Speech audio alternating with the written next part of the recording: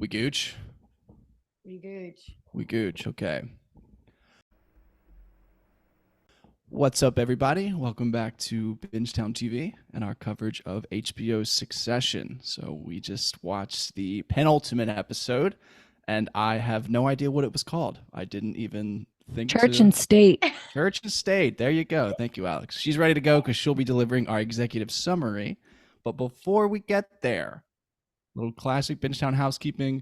Just reminding you guys, if you've been enjoying what you're listening to and you have not yet subscribed on either YouTube if you're watching, anything you're listening on, Apple, Spotify, etc., please do so. It's just the best way to support us. It's easy, one click. Then you get notified of everything we do, and you can stay in touch with us, as obviously Succession is ending, but the podcast itself is not ending, so we will be moving on to other shows in the future. So just stick with us and subscribe. Succession specific feed, small note for you guys, is just, we obviously, Bingetown TV is a separate whole podcast that does more than just Succession. So pop over to the main feed. You'll get all that info. And also pop over to bingetowntv.com. That's where it's got everything. Home of Bingetown. All of our episodes in an easy to find order and organization. All right. Episode 9. Fantastic episode. Church and State. And there's no need to muck anything up. We'll just pass the torch over to Alex and her executive summary. All right. It's sort of poetic that I covered Logan's death episode. Executive summary, and now his funeral episodes, full circle for me over here. So penultimate, as you said, Church and State. But as to be expected, Church and State are anything but separate at the funeral for the maker of lives and livings and things and money, Logan Roy. With all of the Roy children fixated on their own self-interests, rather than letting today be just about today, the scheming is at an all-time high before the ceremony even begins. Kendall starts his day embroiled in interpersonal drama on both personal and professional fronts. Roman is all incest jokes and working the room to form the cake beneath his cherry on top, while Shiv spends her time making deals of her own amidst fielding mixed responses to the now apparent baby bump.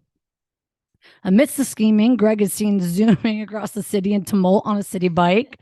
Tom is too tied up at ATN to attend, and the old guard serves up standard savage commentary. We then get the most iconic moment of all, Logan's lifetime supply of wifeys and side pieces, unionized and sat front row for the show. In the words of Beyonce, ashes to ashes, dust to side chicks. The actual ceremony starts off with a bang as an impassioned Uncle Ewan forces his way to the podium, first to deliver some of that Logan Roy villain origin story that some of us have been looking for. And Ewan paints a bleak yet honest portrait of Logan, one that sits in direct opposition to what the kids want to convey. Roman the Showman is on deck, positioned to combat their uncle's harsh words, but instead quickly melts under the spotlight, taking the form of the Grim Weeper. It would seem that all of his pre-grieving didn't quite take. But who else should rise to the occasion to save the day? None other than the number one son, Kendall Logan Roy, who manages to twist Ewan's harsh truths into a speech that ultimately characterizes Logan's brute force and sheer will as nothing less than aspirational. Shiv then steps up as the closer, delivering a speech that feels more like a goodbye to her dear, dear world of a dad, rather than a moment to flex, which, knowing Shiv, is for the best. Over at the petsupply.com discount mausoleum, we see some of that sibling bonding we crave but so rarely get.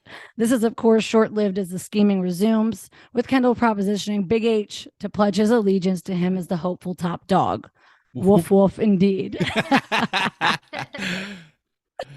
At the post-funeral luncheon, Kendall also manages to bring Colin in on his newly formed Injustice League. Kendall then moves to schmooze Mencken first, but is swiftly dragged out of this moment, followed by an interjection from Tiny Tears and former presidential candidate Connor. And while the White Devils are working hard, the Red Devil works harder, as Shiv is the sibling who ultimately succeeds in commanding Mencken's full attention, stealing him away for the first sad, sweet, and handsome Nazi face-to-face.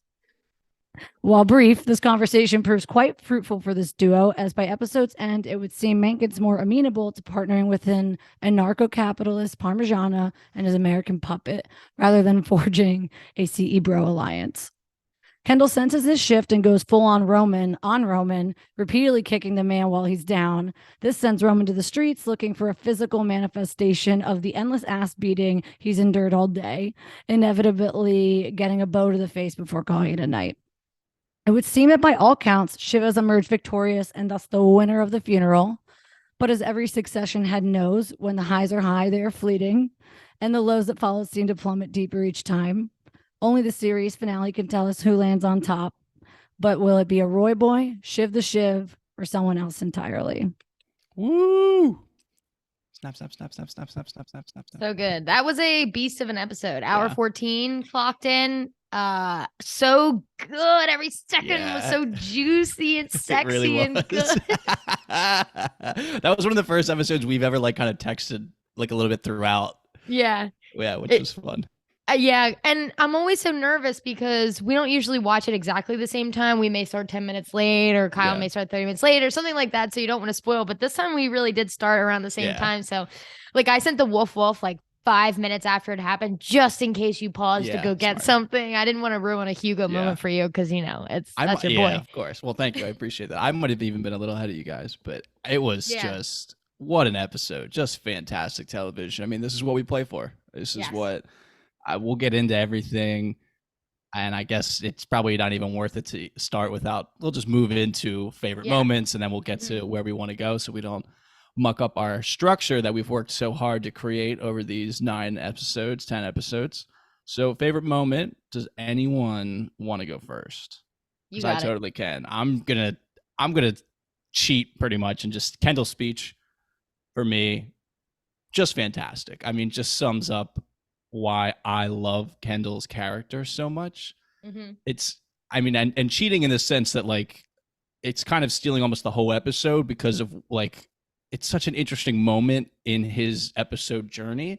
Kendall's story, I feel like, is always everyone's story, I guess, in the show is very episodic in the sense that like you start the episode low and you end it high, or you started high and you end it low, and it just is like that week to week to week. And Kendall was so low, gets put on the spot and just shines like only he does, it seems like, in these types of moments. And then obviously things change a little bit towards the end of the episode for him, but the speech was just so good. The acting is fucking fantastic. Just the number one boy stepping up. It doesn't get much better from me. Yeah, I said to Kathleen earlier, it kind of makes me sad for Kieran if he submits for lead actor too. I mean, he's done incredible, and you know, you pointed out that is, you know, kind of an honor in and of itself to even be able to go into that category. But when you see Jeremy do that shit, when you see Kendall do that shit, you're just like, it's in the bag. It's signed, sealed, delivered. It's already at his house. Like, I just think and obviously, you know, I'll get to my moments too, but yeah, that stands out to me. Yeah, but Kieran weeping and that was freaking out too.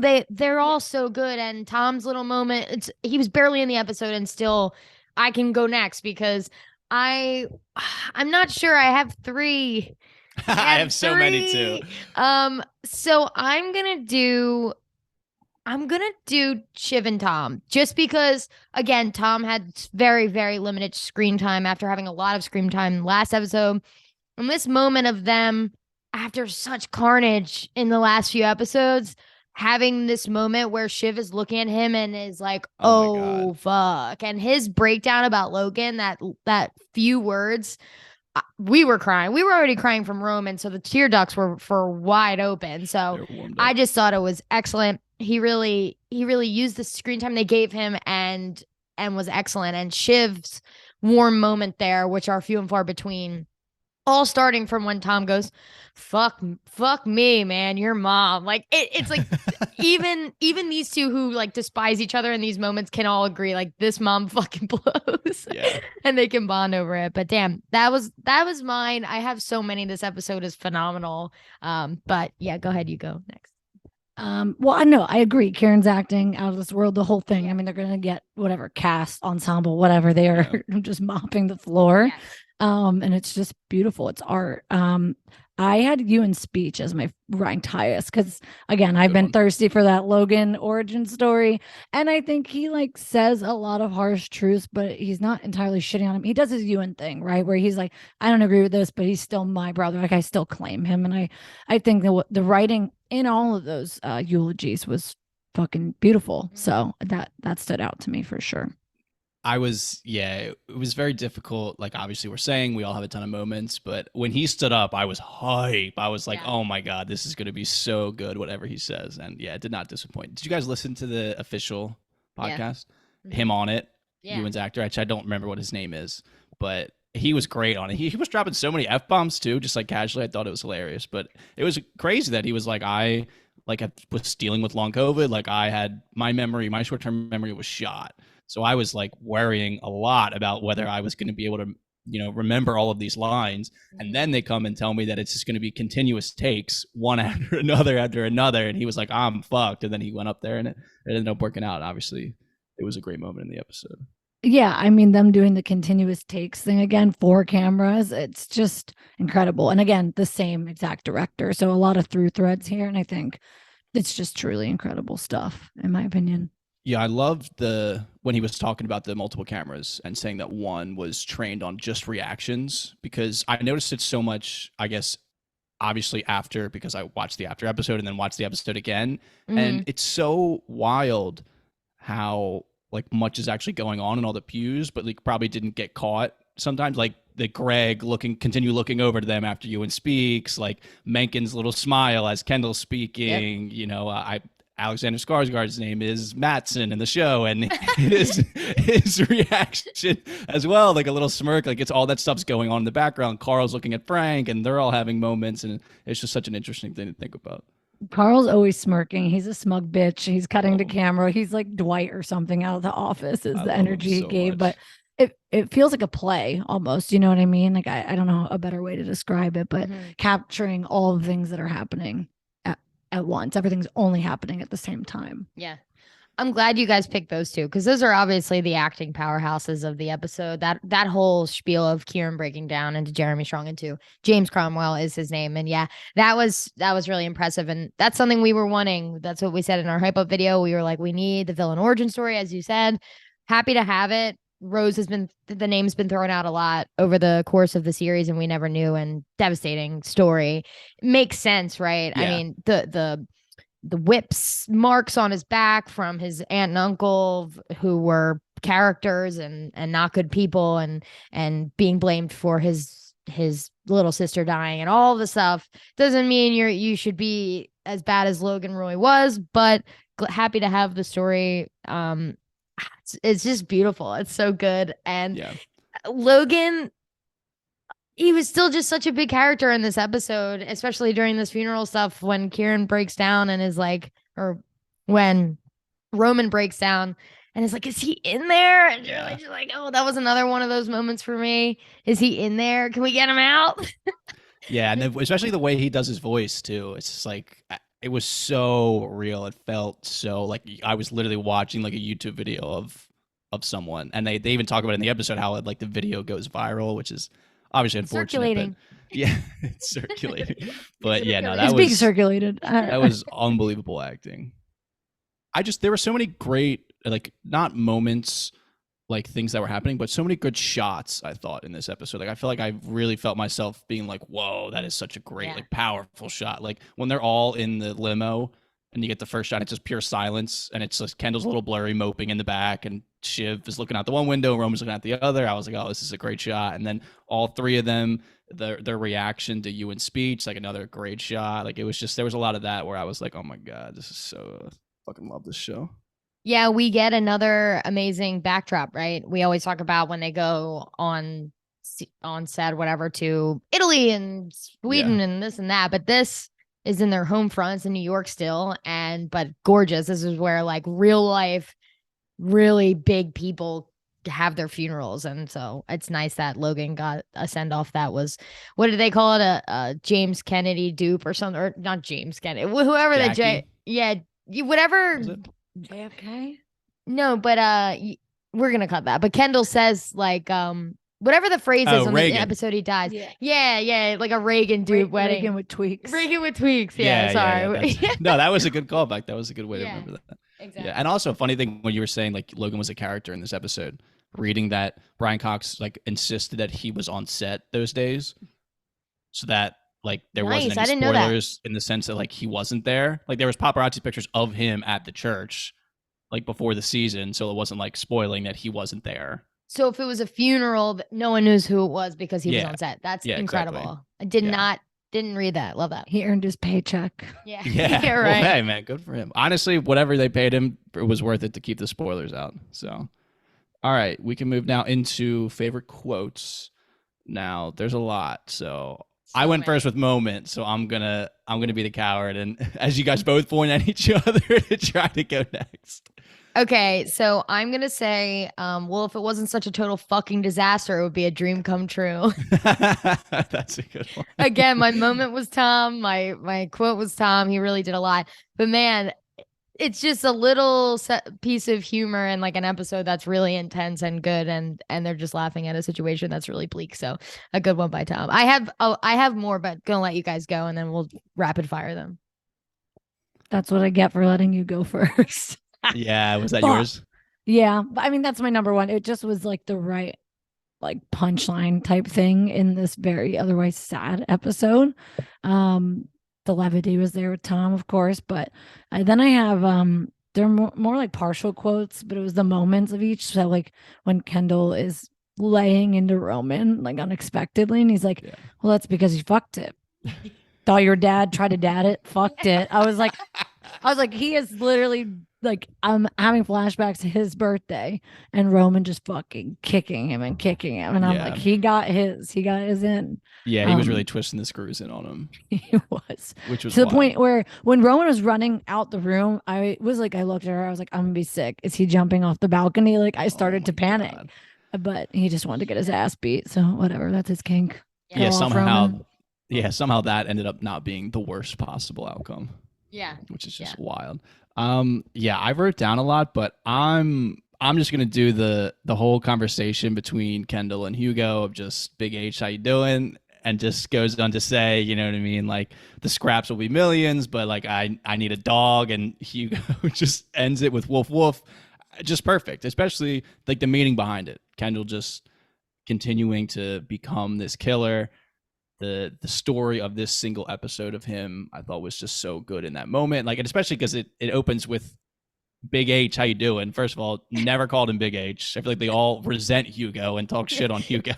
So I love that he comes up with that little nickname and then just proceeds to drop basically just a missile strike in the middle of the memorial service of like, we're going after everyone, you know, like people may love you, but they fuck you. It's just like everything was just like, I was hype after it. I was like, let's go. Like he's portraying his siblings who are all currently mourning their father. And that's what the show does to you. But I was like fucking hype about it. So my backup is, I had kind of two, but one is more because of Carl, because Carl's that guy.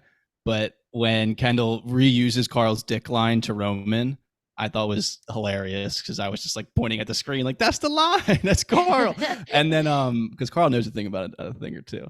And then the other one is Carl again, is Ewan going, you can get a little high and a little mighty when you're warm, which first of all, I like that. And that kind of sums up Ewan's character and why he thinks the way he thinks about Logan. But I like that it cuts to Carl and Carl like kind of rolls his eyes. Yeah. And it's like, fuck you. When he goes full Dwight, he's like, okay. Yeah.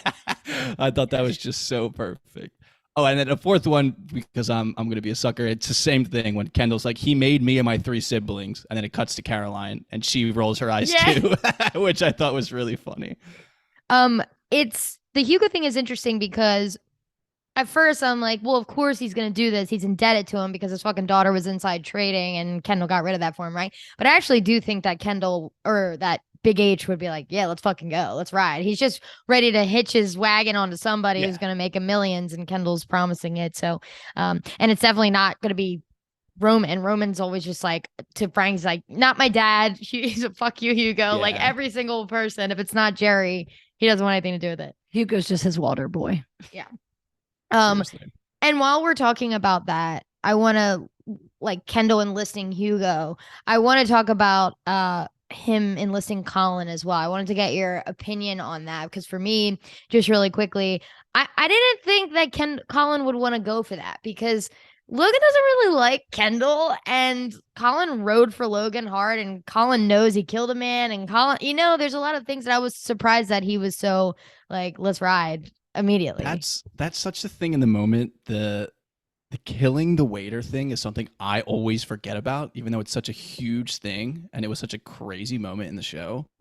But yeah, I mean, the first watch, I didn't even consider that Colin was privy to that info. I did think his reaction was a little weird. Like, it was obviously like haha in the moment, when you like talking to like maybe your boss and you're just like put on that customer service face and laugh and stuff, that kind of shit. Yeah. That's kind of what it felt like. And then he didn't look like excited or anything afterwards.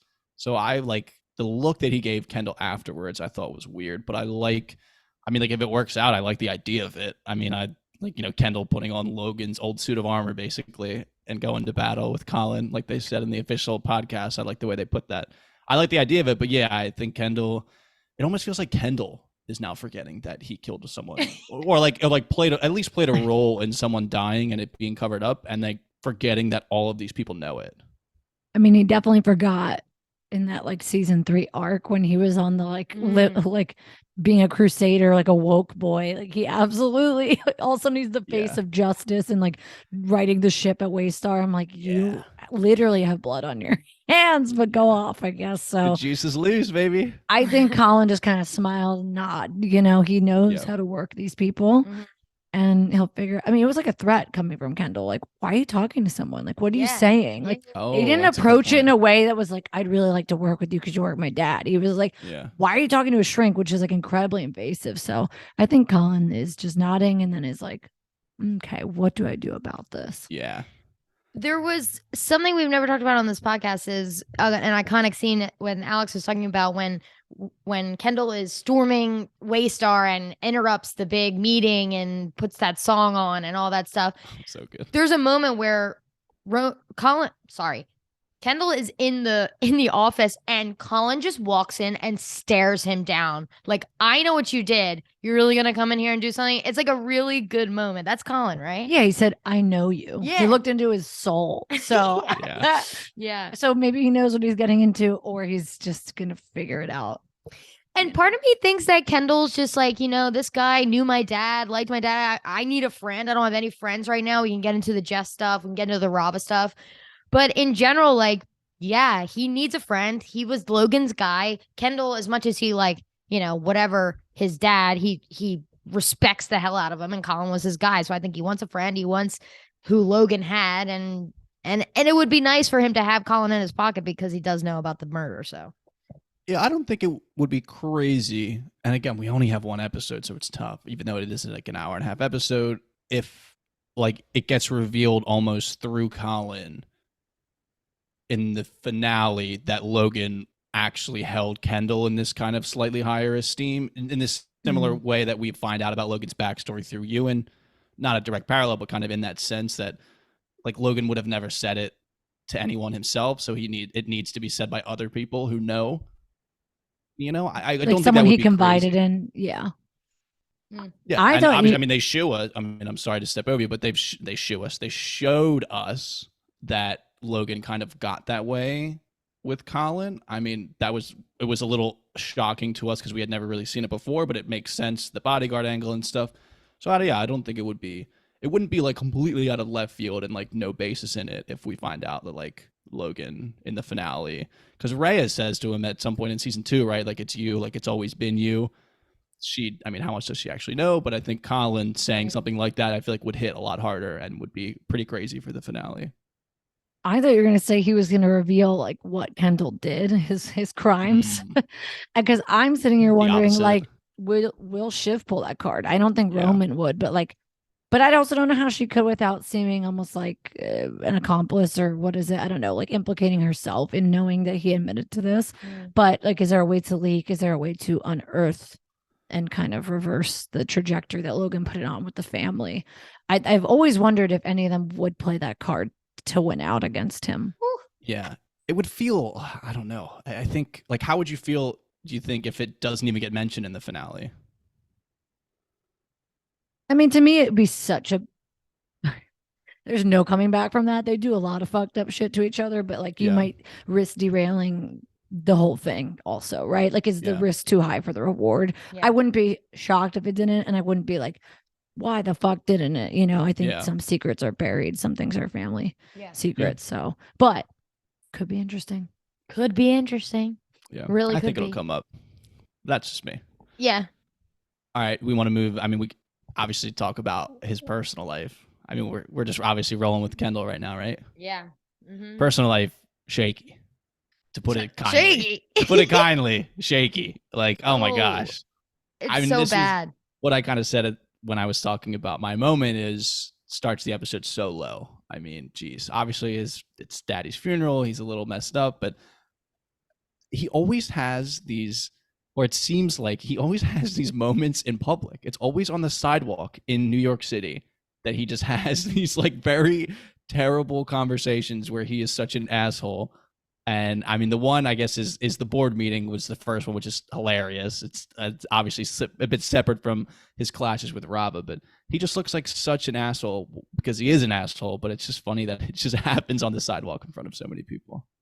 On one hand, it is his father's funeral. Any other person in the world, if your ex-wife is taking the kids away and they don't get to go to their grandfather's funeral, I get it. I feel you. But Kendall did this. Kendall assured, and I mean, it's a presidential election, right? It's not fully Kendall's thing that the Mencken and Jimenez political battle was that close, right? But he looked at Rava and on the phone with Soph and said, listen, I got you. They're saying Jimenez, whatever. And then he had a gigantic hand in ATN spitting out it's Mencken, right? So he did this. And so you quickly get over that. You feel bad for him and say, Jesus Christ. And when he's trying to get custody, you're like, dude. Yeah, okay. Yeah, yeah, wild. like, buddy, you forget you have kids. Everyone's punchline for you is you forget you have children. So all the money in the world I don't think you're gonna win on this one. Yeah, no way.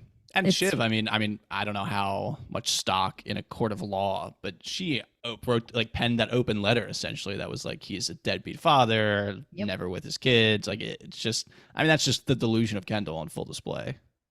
Everyone knows he was a drug addict too, which will play against him. But I mean, he'll do this thing where he ties it up in gourds and he spends $1 bajillion that Rava maybe can't. Like, he'll just, Yeah. Or he doesn't, or he moves on to the next thing tomorrow, but he felt slighted in the moment. And I think with Jess, I wrote it down, like, he always pushes and picks. Like, people are like, let's revisit that, or don't worry. And he's like, fixates. Like, he freaking, his anxiety just like goes into overdrive and he fixates and pushes issues and sometimes creates them out of like nothing as well. It's, and you're right, it's always in the goddamn streets. He's out here airing his dirty laundry out in the streets. Always. And I can understand him being like, well, now I'm thinking a million things, so I would prefer you just tell me instead of waiting till Tuesday. But then you can't get mad at her for telling you on the day. He's like, oh, today of all days, Jess, like, really? Whatever. And it was like, dude, you made her tell you. Like, what are you talking about? That was, I literally wrote in my notes, fuck off, Kendall. Because first of all, I mean, number one rule of succession, don't fuck with baby girl, don't fuck with Jess. Yeah, big time. Yeah. She said, baby girl, out. This is too seriously. much. And Good I for her, respect that for her. I respect it. Yeah. Happy they gave her the scene too.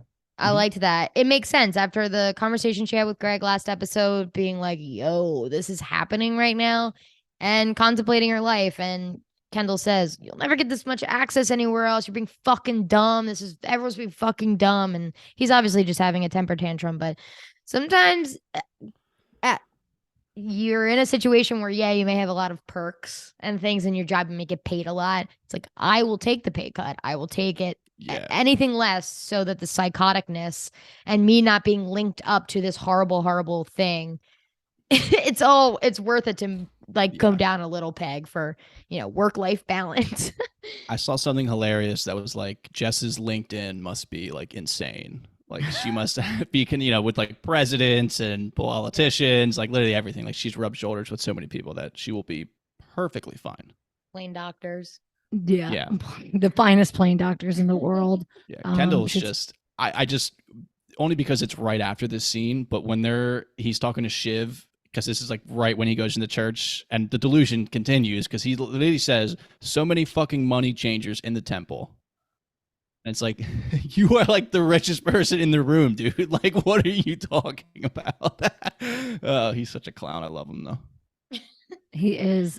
Before we probably wrap, Kendall, I want to say on the pod that Jeremy Strong's part when he gave the actress for Jess, Juliana Canfield, her flowers, I thought that was really great. I mean, he's, I think he gets painted in a light that's like he's in his own world and he's just in the character and doesn't engage. So I thought that was like a very nice, surprising thing to hear from him. So everyone loves Jess is the moral of the story. Yeah, they do. Oh, for sure. Yeah, it's funny. It's like, I can forgive him for being an asshole to pretty much everyone else.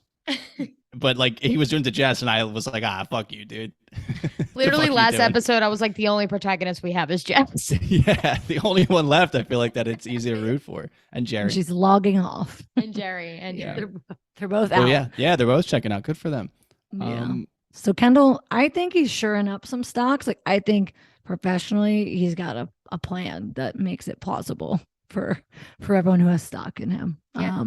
Personally, he'll never have good stonks. Personally, no. Personally, it's always in the gutter. But when you buy in, you accept that for sure. It's just the Mencken thing is just weird. I don't know where it's actually at. It feels like it's in a bad spot, but I feel like again when it's things back against the wall, Kendall kind of prevails in these type of business situations sometimes. So I could see it being a very good opportunity for him. I mean, he was like very obvious that after the funeral, like he was the one at the door, like shaking everyone's hand. Like Roman was not doing that, even though Roman was doing it beforehand. Yeah. And it was just like everyone came up to him. So like that's all there. It's just the Mencken piece is weird.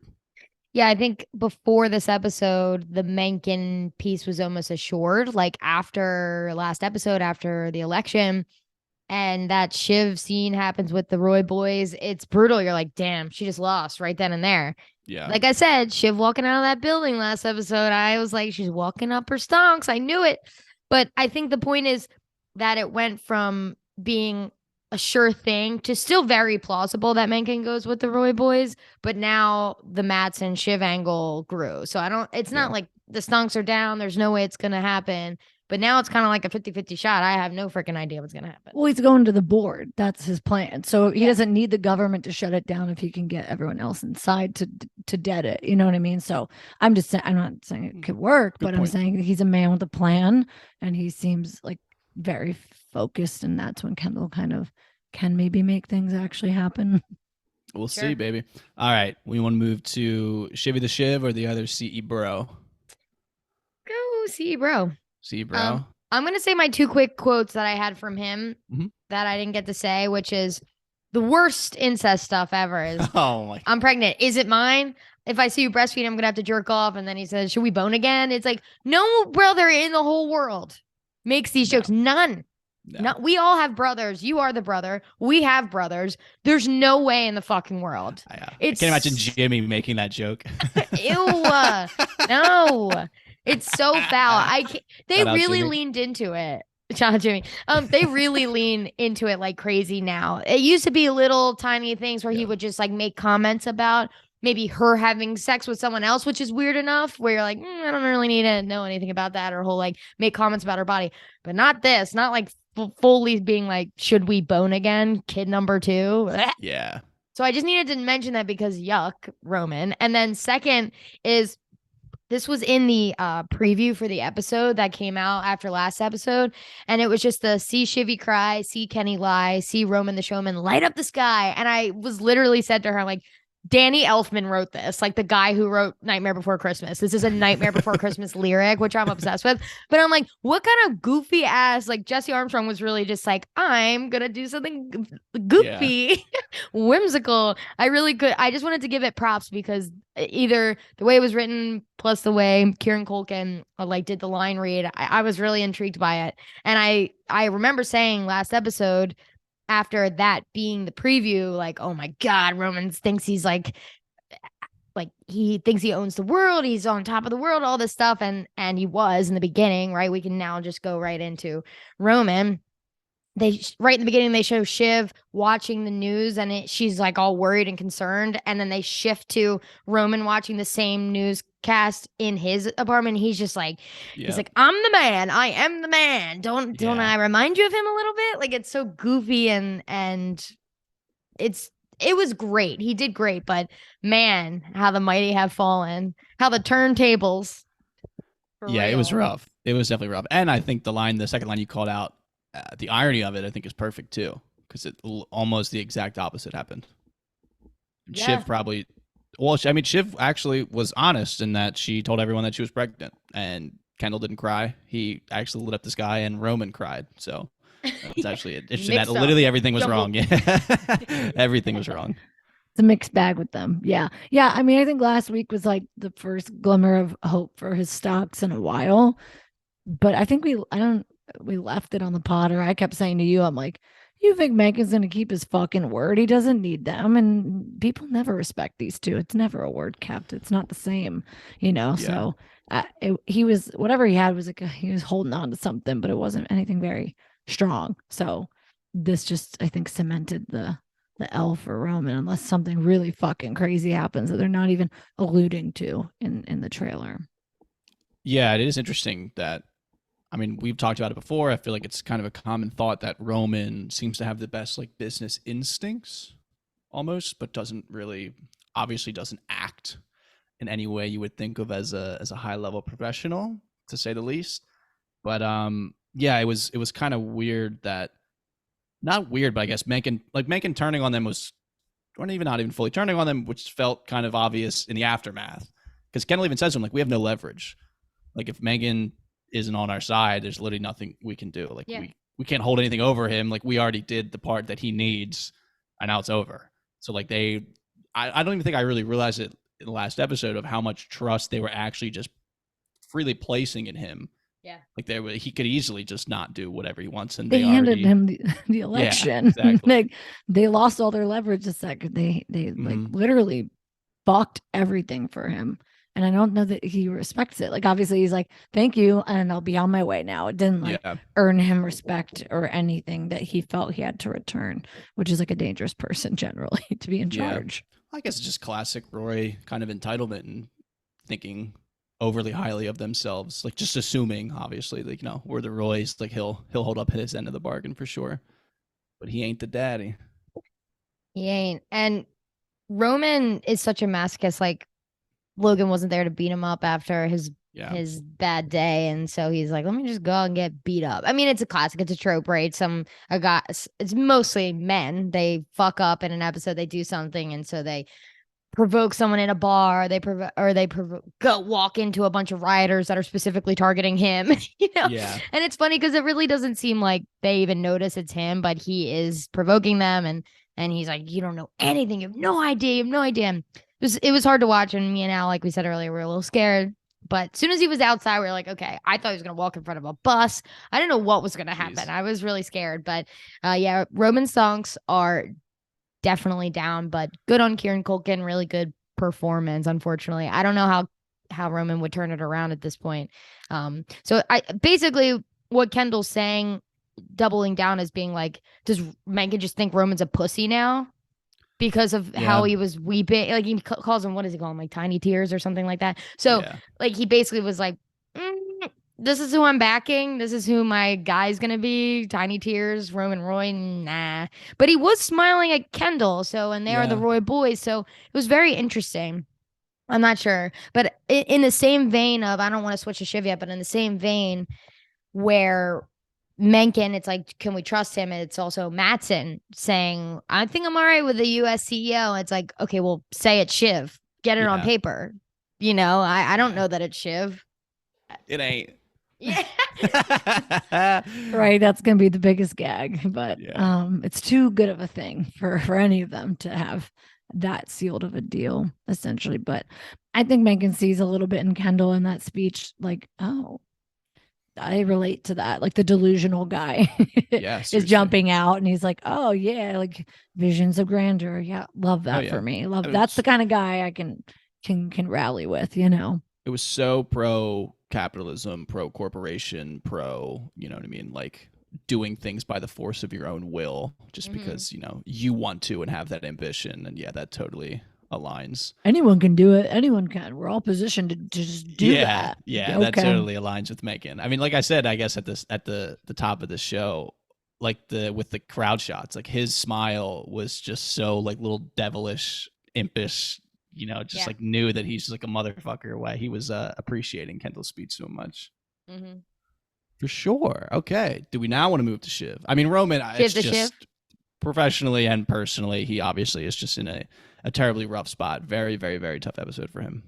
Yeah. And sorry to Kathleen's investment in him.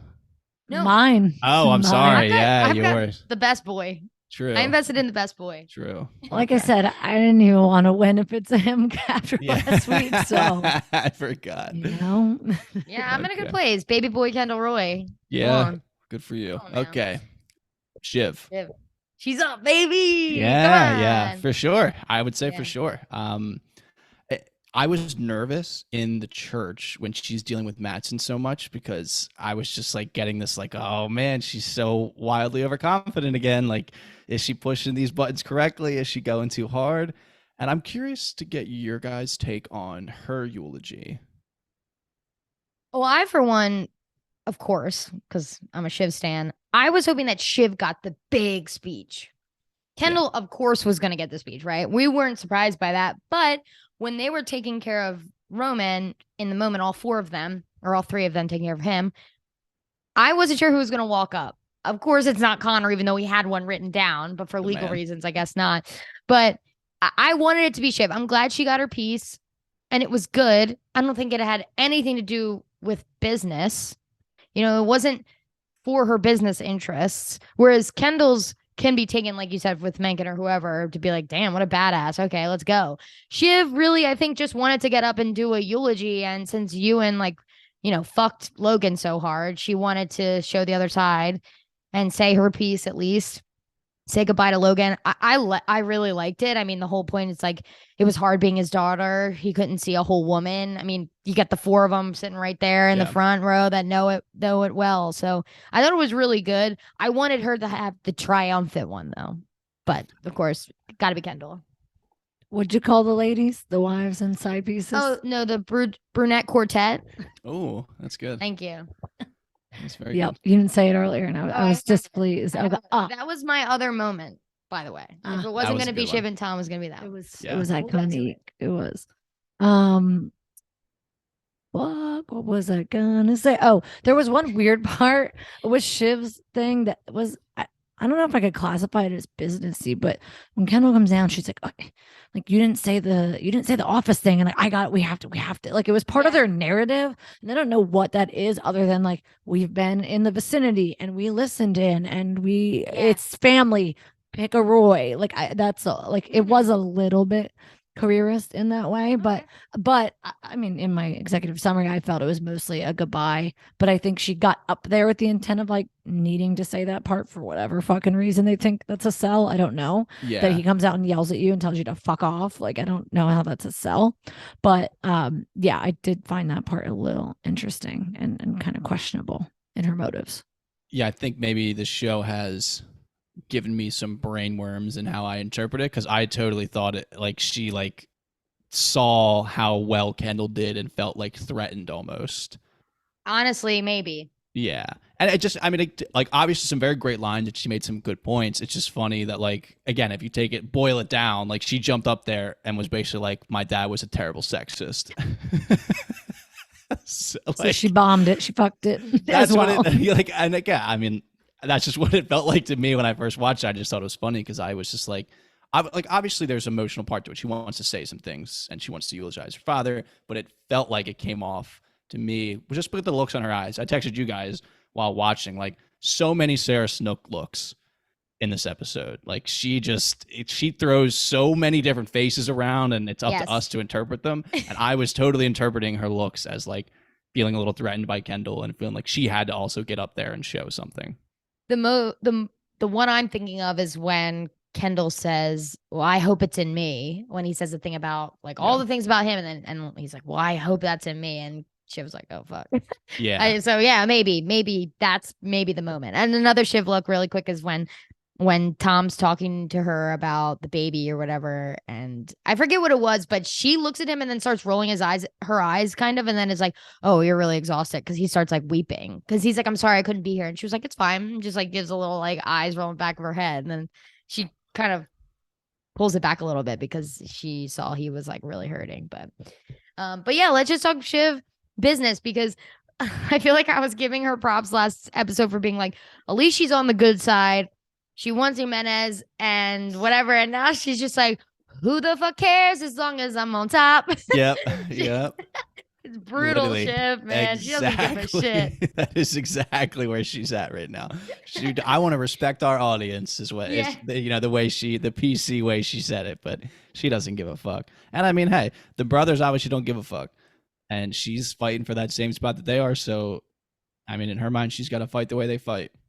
Maybe she's playing the long con, right? You got to get in there now or never, and maybe after that you can fix things, maybe. Yeah. But who's to fucking say? But yeah, I think that it's evident that they're all, attempting the killer instinct that Logan thinks none of them had, right? Or at least he didn't think Kendall had. And to me, that is Shiv's ultimate shedding of like, they're all like kind of shedding their own identities, whatever they sort of cultivated, to attempt to embody him and in the best way, because that's the only person that could take that place, is someone who can take on the like lack of fucks given, but also giving them in the right place, I guess, for lack of a better phrase.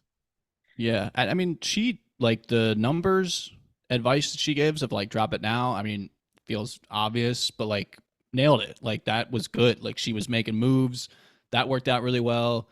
I mean, she did great. It was very smooth in how she got Mencken away from everyone else. Like that was so smooth when she rolled in there and she got, the face to face with Mattson. And I feel like she has consistently shown Mattson that she's capable. He's just doesn't seem like it's going to matter to him so much, which is tough for her. Yeah, agreed. It's weird because I genuinely think he does respect her opinion and like her, but then who knows? But I remember, I think Kyle was the one who said in the episode 7, the pre-election, the tailgate party, when Ebba said, you were saying that maybe, or you, I don't know, said come that on. I think it was Kyle. I give everybody the look. I think it was Kyle. I'm said celebrating that over you here. thought maybe Ebba was personally, or not personally, purposely. purposely dropping information to Kendall and them, just whatever. But in this episode, Ebba is the narc. Ebba is the one who told Hugo, who told Kendall that they had an in. So Ebba feels actually bad, like full bad. But I mean, again, it can always be that. But why would Mattson want Kendall and Roman to know that? The plan, Yeah. I mean, maybe she really snapped at that party, right? She's the double agent now. Maybe I don't know. Yeah, I don't know. Which is perfectly fine. I mean, either storyline, I think, with her, again, I'm just so nervous. And it's not even really nervous. It's just there's only one episode left. Well, and also anytime anyone gets an upper hand, it's swiftly gone, right? I think we always have apprehension. We're like, we want to cheer them on, but we know to like hedge our bets because the other shoe will drop, so to speak. It keeps happening time and time again. So it seems too good to be true, right? If it seems that way, then it absolutely is for any of them, particularly Shiv. But I think she's really good at optics. She's good at the narrative, and she can make good calls when she's not like feeling backed against the wall or like she's being disrespected, or you know what I mean? When she's pushing for like from her ego, like when she lets all that go, she's playing the long game. It seems to be working. But yeah, I think Mattson just doesn't give a shit. Doesn't give a shit if Ebba leaks things. Doesn't give a shit if it's Shiv. He just wants money. He just wants his fucking money. And like whatever, he'll nod and smile his way to that. Yeah. Like Pussy they all pasta, will, I guess. Pussy pasta privacy, baby. That's really all that matters. And I think he cares a lot. Maybe not cares a lot, but he's totally going to, I think, use the pregnancy as an excuse. Yeah. Which is very unfortunate for her, because if that was not happening, I feel like she would be killing it right now. Wonder how he found out exactly. I mean, it's so funny when the mom and her are just speaking in looks and she's like, blimey, well, oh, okay. And then she's like, and then I think Shiv says like, thank you. And Carolyn goes, exactly. Like, it's so funny. The conversation was great. And even later when then Shiv turns it on her mom and is like, you don't like have to spend time with them. They don't, like, I'll really raise it the family way. Yeah, exactly. Yeah, exactly. Yeah. Nice little dig. Mattson probably knows from Greg, because Greg knows everything from Tom, and Greg's like double dipping in the Mattson pool. Oh, yeah. He's working every angle. He's Gregging overtime right now really in is. overdrive. That is exactly what he is doing. It's so interesting. There's so much. Now I'll save it until we talk about Greg. But there's like a lot of trust, or just like not as much carefulness with things in this group that is kind of like crazy to me. Like, like trust is currency, but like people have never really earned it.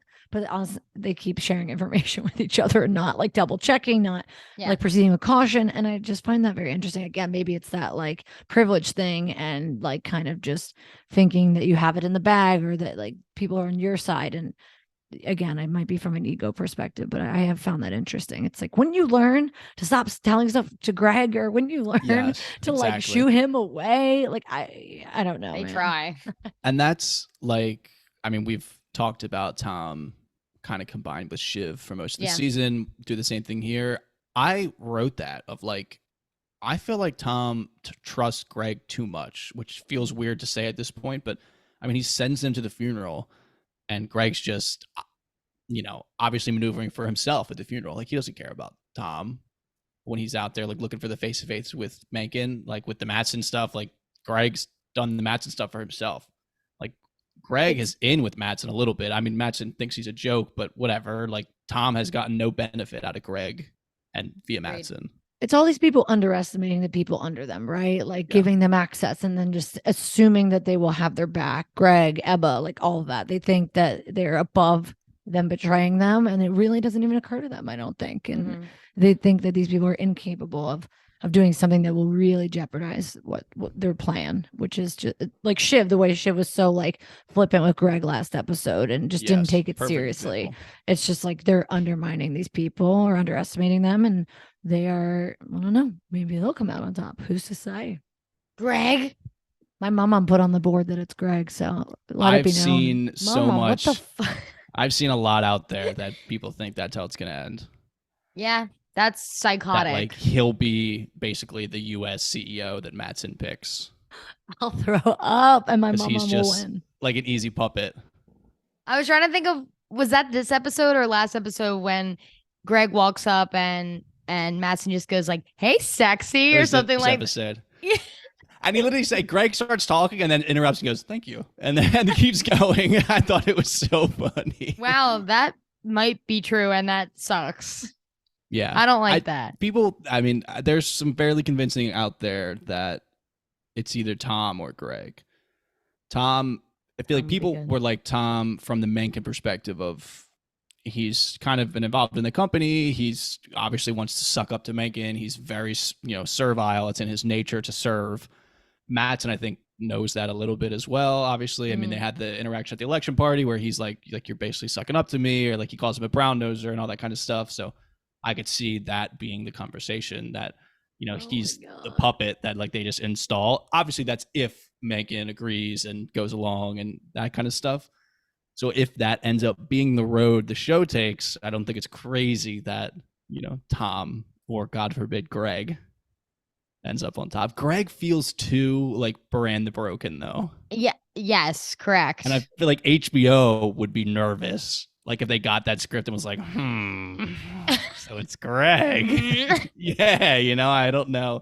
I don't think they would stop them necessarily, but I feel like I could already picture the memes of Greg's head on Bran's body. I trust them. Yeah, I agree. If they made it Greg, I would trust them for it to be in some like insane way, But two Greg things really. Telling his mom to shut up. We haven't seen her since the pilot, I don't think.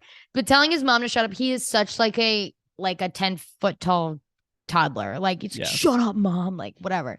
And then after all of that, telling him to stop, and all this stuff, being like his bodyguard to not let him walk up or whatever. He's like, that was a good hard take you gave. Like, he's such a fucking kiss ass. And then, but like, it made me laugh because in a previous season, Ewan like cuts him off for Greenpeace, and then he goes to his lawyers or whatever, and he says like, "Oh, no matter what, I'll get 5 million." And Tom's like, "You can't live on 5 million. 5 million is the worst," or whatever. And I was like, he wants that 5 million so bad, like he does. It's like good hard take. $5 million would be more than enough, I feel like, but Gregging for the $5 million. Yeah. Yeah. Jesus. Okay. I guess, I mean, personal side though, with Tom and Shiv, felt like a productive conversation. I'm not sure. They're back. I feel like the way she was looking at him, I even wrote it down. I was like, oh my God, I like feel like she's like madly in love with this man. Like just the way she was looking at him, I was like, holy, I don't know if I'm misinterpreting this, but I'm feeling it. They might just stick on that roller coaster, those two, both addicted to it. You know what I mean? Toxic. Yeah. Unless he gets picked. And then I think she'll be like, I'm taking this baby and sending it from this world. Fuck you. Just shooting it to the moon. No, I think they're linked together. She's going to have this baby. This is my call for the finale. She's going to have the baby. They're linked together. It may not always be great. It may only be great one more time for the rest of time, but they'll be together for forever, I think. I really do think that. Another example of the show giving me brainworms is when Tom like rubs his face after she says like, oh, you're exhausted. Like he uses the wedding ring hand. And I was like, oh, is he doing that on purpose to like flash the wedding ring to like get some more subconscious sympathy? I was like, I don't know if I'm reading that too hard or. That's pretty good. I would never notice that. I never noticed wedding rings. No, but they're all playing a game. So you're right. You know what I mean? It's like, they're all, what's the strategy? Was that a strategy? Even if it a play? Maybe wasn't conscious for him. I'm sure it was like almost subconscious. He's like, he has to make that play. Can we pivot to not to cut you off, Kai? It's a Shiv quote that I just really liked. It was like one of the few funny ones is when she looks at Peter and he's like, he spoke of you often. You were one of his favorites. Like Shiv says that, so good, so stupid. Like Peter is such a nobody. But then that could pivot us into the mom. The mom had so many great scenes. Caroline's so good, and we're watching her on Silo right now, which is another great show, and it's great. But and we cover Silo. Go check us out. But all of the Caroline, Marcia, all of that was so good. Marcia with the he broke my heart and he broke your hearts too. It was just ripping me to shreds, and the Sally Ann stuff of it all. It was the brunette quartet. Giving Carrie this moment was everything to me. Everything to me. Marcia holding her hand. I don't know why it really made that your moment that hyped you up earlier. This was my Super Bowl. I was like, let's go. Your Hugo moment was my Carrie moment for sure. It was wild to see, and I'm so glad that they did that. Caroline is such an interesting character. It's almost a shame that she's not in the show more, but maybe it's better that she's not because her moments hit harder because they're a bit rare. Yeah. God, Logan would hate this. But then he's like, at least he won't be grinding his teeth tonight. And that's something they would all be like, yeah, actually. No, we do remember that about him. I'm shocked we didn't get the Marcia revenge. And maybe it's not over yet, but I really thought she was going to pull out something for her son, threaten what she knows about Kendall. She also knows this. So it ain't over. So maybe next episode is really trying to shore up the Gojo deal. Maybe talking more Will stuff. I don't know. There's got to be some bow tying in some regards. Yeah. I feel like she kind of already wrapped up her son's stuff. I want to say almost when Logan was like hiding out in whatever country he was in. They did, but this would be her opportunity to get more. Facts. I mean, she already got 62 out of my boy Connor Roy. Let's talk about him. Yeah, let's get it. I get it. I understand. It just hurts my heart. He just deserves a bigger role in the show. It just makes me sad watching him get pushed to the side by the three Wonder Kids. It's just tough. I mean, he wrote the speech. It's a great little funny moment, but he wrote a speech. He had a speech ready to go. And in the moment when it was Roman can't do the speech, he offered the pen that Kendall asked for instead of really pushing to give his own speech that he had already had written. And that's just my boy Connor Roy, dude, the real dad, the real Roy dad. And it just, I think when they're at the mausoleum and he's like, oh, Pop never showed you this? All that kind of stuff. He knows the background behind all of it. I fucking love Connor. That made my, a light bulb go up too. Just that moment when he's like, what, you don't, Logan showed him all of these weird things you know what I mean, that none of these kids knew about. It's almost as if he knew Connor would have to be the one to do all the logistics of this bullshit because Connor planned the whole damn thing. Yep. And he wrote a speech, and yet they wouldn't let him do it even when Roman shit the bed and he's the only one who had one written down. It's just so sad. And I forget what Willa says, but again, only one line in the whole thing, and she's just riding for Connor. She's like, "This is what we chose, is why we did it," like, or something like that. It's so good. I love Willa. She looked so good this episode. Her hair is really good. Another thing too is that Shiv never told Connor that she's pregnant. I know, he got fucked out of that too, because Connor would probably cry. Yeah, I mean, he'll eventually learn, but like he, wasn't dignified with the news from Shiv's mouth. So just another thing to add on, if Connor Roy was interested in politics from a young age. And he does slide in there to try to talk Slovenia, and I was like, yeah, there you go, Connor. Fucking muscle your way in there, dude. I love his shamelessness too. Greg's being shameless in that scene with Mencken, and then he's like, "No worries, I got this. No, we're good, good," and just keep sliding in. Yeah, and the cryogenic line was great because of course, he was interested in cryogenics at a very young age. So perfect. But I couldn't say no to a top bunk. Well, that's the thing. It's so funny. It's like those four bunks. I'm like, are those for the kids or are those for the 4 girlies? Oh, that's so funny. That's so funny. They're for the girlies. Top bunk. They're for the They can girlies. flip a coin, the groups. They can flip a coin. I don't think anyone wants to live in there. That was clear. That was clear from their discussion. Yeah, I mean, Roman wouldn't even go in. My take with Connor, since this was my investment before the season, is that I'm slightly disappointed, and we obviously still have an episode left, and we'll see what happens in that episode, but I'm not holding out hope at this point or holding my breath for that like watershed Connor's our real dad moment. But I feel like it's not been explicitly said, but I feel like they've done a lot to show us.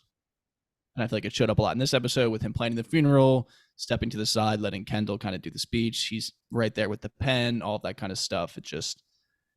I feel vindicated in my thoughts about it. I just wish it was more obvious for everyone so that everyone could be like, yeah, Connor's the real dad, like for sure. And I would be like, yeah, I was talking about that. But I'm feeling good about it, but I don't think in terms of the market, I don't think the market's where they should be on Connor. So maybe I'm saying that he's undervalued going into the finale and you should scoop up some shares. I think you are saying that. That's good. Yeah, I think I am.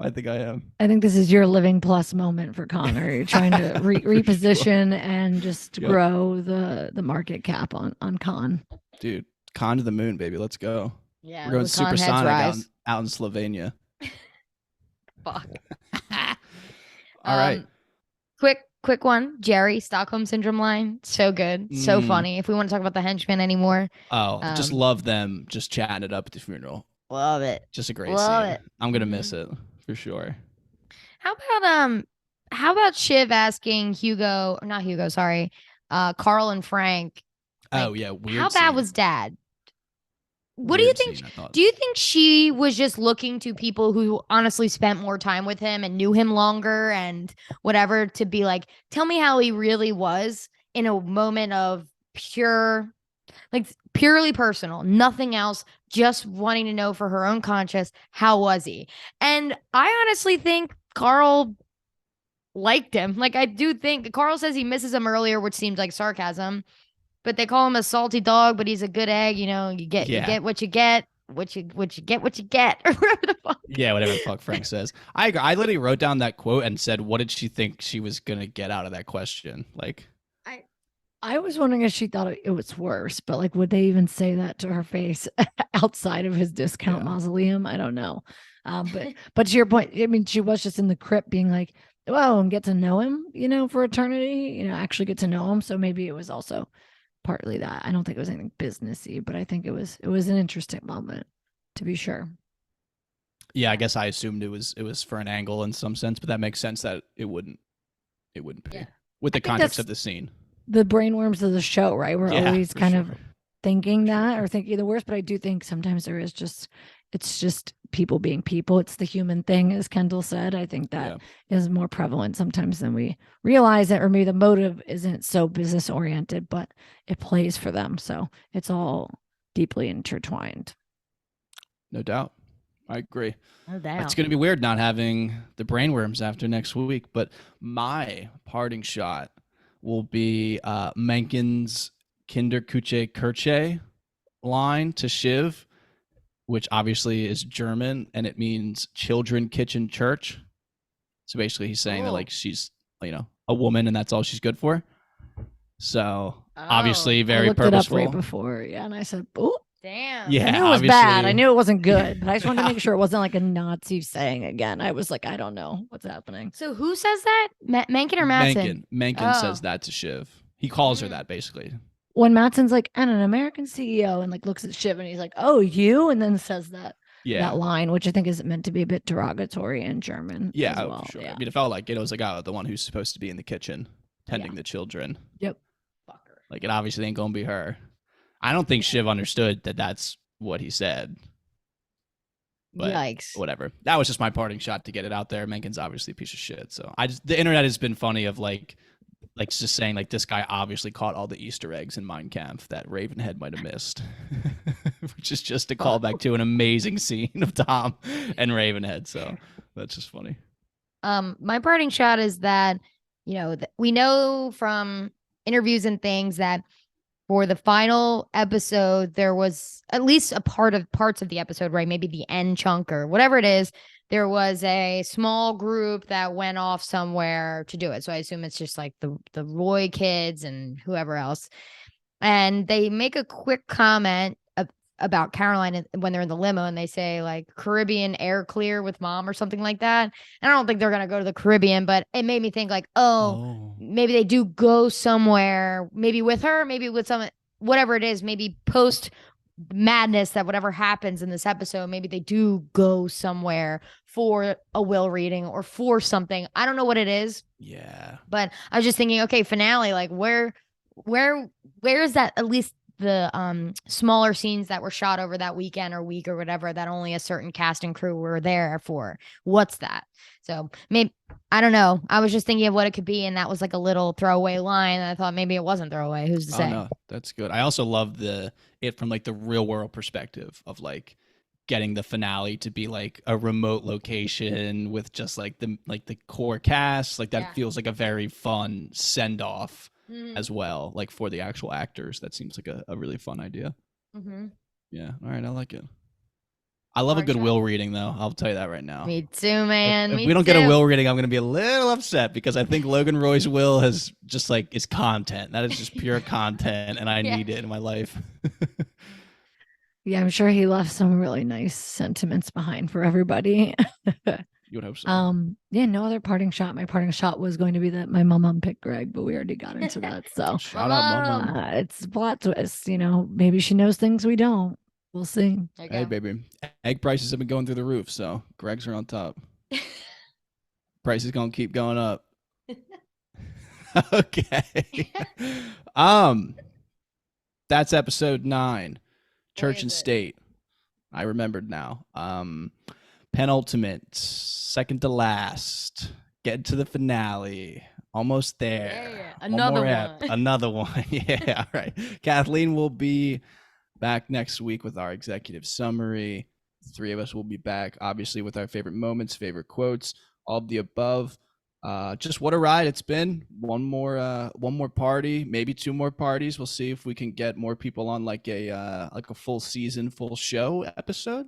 Yeah. Obviously, more of us at Bingetown. I guess if you're only familiar with the Succession podcast, there are 7 total members of Bingetown. Alex technically is a friend of the pod, an all-star guest of the pod. So there are more of us, and more people have been watching Succession. So maybe we get a bunch of people on just to chat, do a little round table, top characters, top moments, yada, yada, yada, all these types of things. Don't want to guarantee it.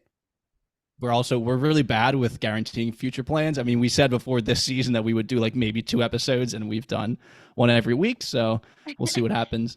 But as always, if you like what you heard, please subscribe on whatever you're listening on or watching on.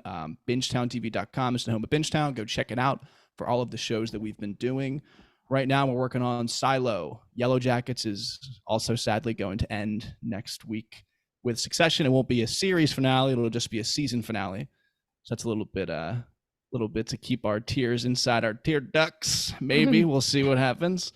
And what else are we doing? I don't even remember. Barry series finale as well next week. Oh, true. Big Sunday for HBO. And Tyler and I will be covering maybe Paul, if we could get Paul. He's night just shift. a busy man. Night shift Paul. He's got night shift Paul. We are gonna do a full season and honestly a full series coverage on the rest of season 4. Go check out our 1 through 4 episodes. Yeah, and no one's probably listening at this point, so if you are, I love you. I love you. Thanks for listening. Roy boys, shiv the shiv. Who's it gonna be? Woof woof. Fuck off. Woof woof.